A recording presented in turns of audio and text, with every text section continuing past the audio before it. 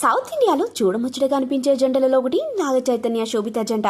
సమంతతో విడాకులు తీసుకున్న తర్వాత కొన్నాళ్లు శోభితతో డేటింగ్ చేసిన నాగ చైతన్య ఆ తర్వాత పెద్దలని ఒప్పించి పెళ్లి చేసుకున్నాడు.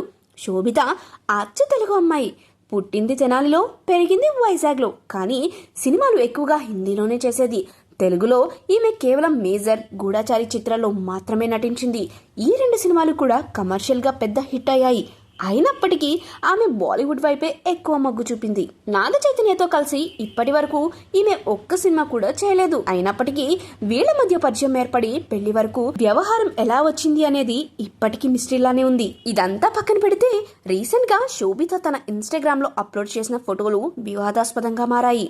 పూర్తి వివరాల్లోకి వెళ్తే, శోభిత అనేక సందర్భాల్లో తనకి తెలుగు సాంప్రదాయాలు తూచ తప్పకుండా అనుసరించడం ఎంతో ఇష్టమని, చిన్నప్పటి నుండి మా అమ్మనాన్నలు అలా అలవాటు చేశారని చెప్పుకొచ్చేది.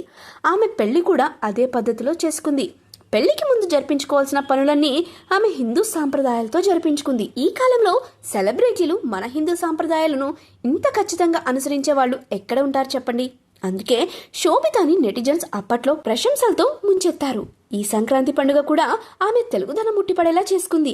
దానికి సంబంధించిన ఫోటోలు సోషల్ మీడియాలో అప్లోడ్ చేయగా అవి వైరల్ గా మారాయి. అయితే ఆ ఫోటోల్లోనే శోభిత ఒక విషయంలో అడ్డంగా దొరికిపోయింది. హిందూ సాంప్రదాయం ప్రకారం పెళ్లైన అమ్మాయి కాళ్ల వేళ్లకు మెట్టెలు ఉండాలి. కానీ శోభిత వేళ్లకు ఆ మెట్టెలు కనిపించడం లేదు.